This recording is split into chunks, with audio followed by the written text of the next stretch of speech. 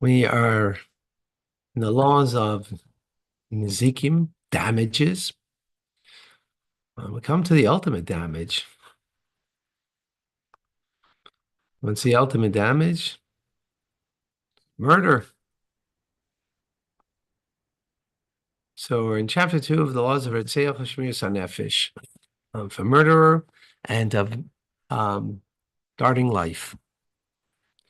Okay, whenever a person strikes a colleague with his hands, example, he strikes him with a sword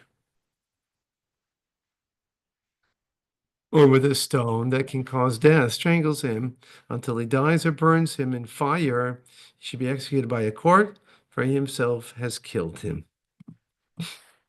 Either just direct, that's the point, right?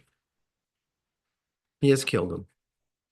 Killed by the court obviously means with two witnesses, forewarned, and all that, right? Means the person's liable for it if there's but in halacha number 2, if a person hires a murderer to kill a colleague, one who sends his servants to kill him, or one who binds a colleague and leaves him before a lion or the like, and the beast kills him, and a person who commits suicide are all considered to be shedders of blood. The sin of bloodshed is upon their hands, and they are liable for death by the hands of God, not by a court. They are not, however, liable by execution by the court. Why? Because it wasn't direct. In other words, you have to kill the person directly in order to be liable for the death sentence. If you dial them for murder, it doesn't work, right? Even if you you caused it, you tied up the person and you put a line in front of them, what was going to happen? It's not direct from you. Which source indicates that this is the law? So it says in Genesis, when a person sheds the blood of a man, by a man his blood shall be shed. This refers to a person who kills a colleague by himself without employing an agent. The verse continues, of the blood of your own lives I will demand. This refers to a person who commits suicide.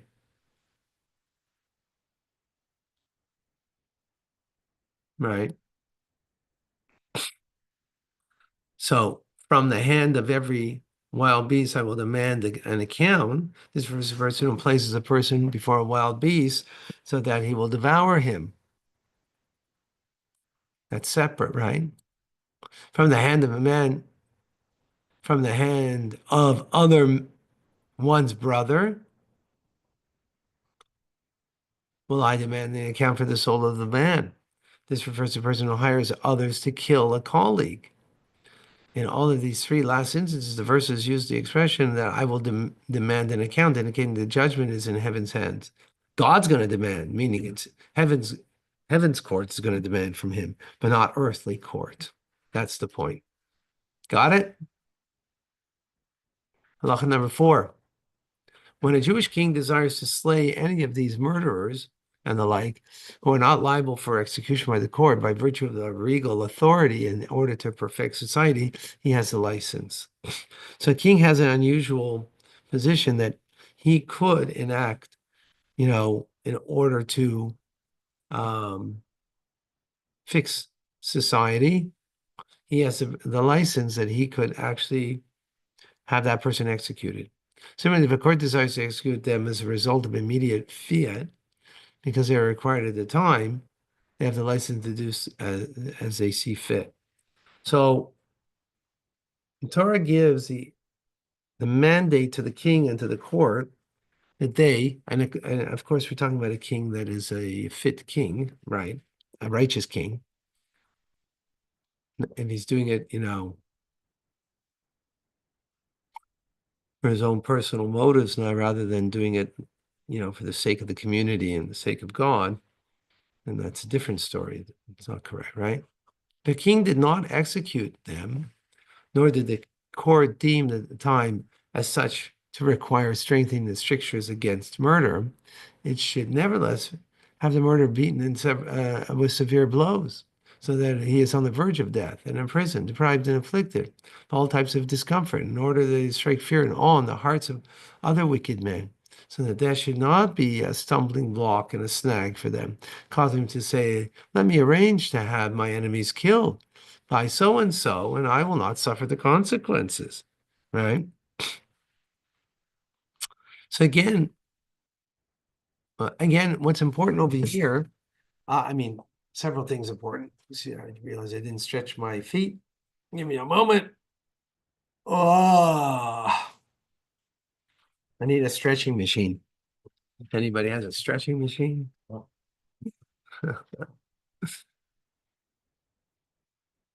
Um,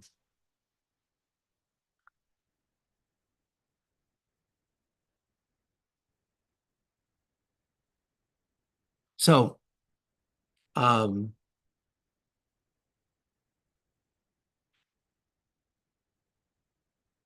biblical law is, the hard cold facts. So hard cold facts is when you literally killed a person, right?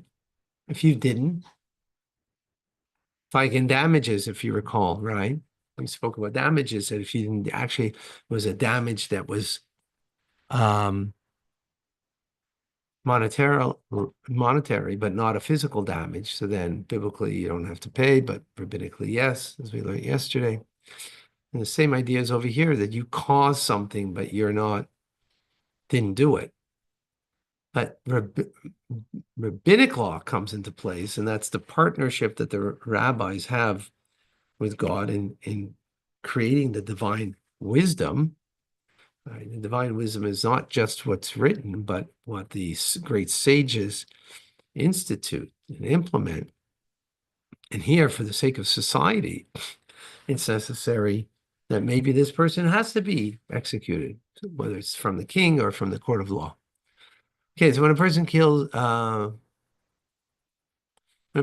an adult or an infant that is 1 day old, a male or a female, he should be executed. If he killed him unintentionally, or exiled if he killed him unintentionally. Exile means, the city of refuge, we've learned, right?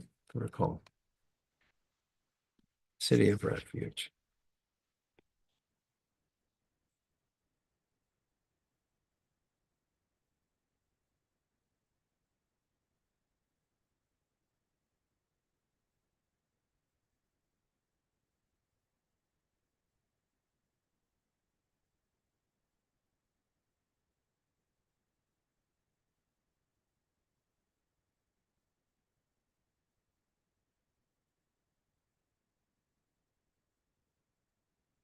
Okay. So no difference, adult, infant, male, female, right? If it's intentionally, then you're liable for a death sentence. Now, it could be biblically or rabbinic, as you said, right? Unintentionally, then you have the city of refuge, Ari Miklat. With regard to an infant, the above applies provided it was born after full-term pregnancy. If, however, it was born before 9 months passed, he is considered to be an inviolable birth until he lives 30 days. If he was killed within 30 days, the killer should not be executed. By the way, same thing as with abortion.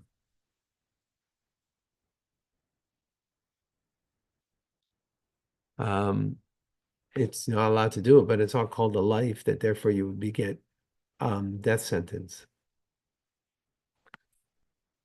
It's it's not a it's not called life. Um, whether it's the potential of life, and therefore it's not allowed, but it wouldn't be a death sentence. When a person kills a healthy person, a sick person who's on the verge of dying, or even a person whose actual death throes, the killer should be executed. If, however, one kills a person who is death throes because of the wounds inflicted upon him by others, he was stricken until he was on the verge of death, and is in death throes, the killer should not be executed by the court. Okay, when by contrast, the person who's a treifa, even though he eats, drinks, and walks in the marketplace, one is not held liable by the earthly court for killing him. Every person presumed to be physically sound, and a person who kills him should be executed unless he's certainly known to be a treifa, and the physicians say that infirmity does not have any remedy for humans, and it surely causes death if no other factors are found. When a person, number 9, person in treifa kills another, he should be killed, perfected, and he should destroy the evil among your midst. Okay, I have to stop over here. All right. Thank you, folks.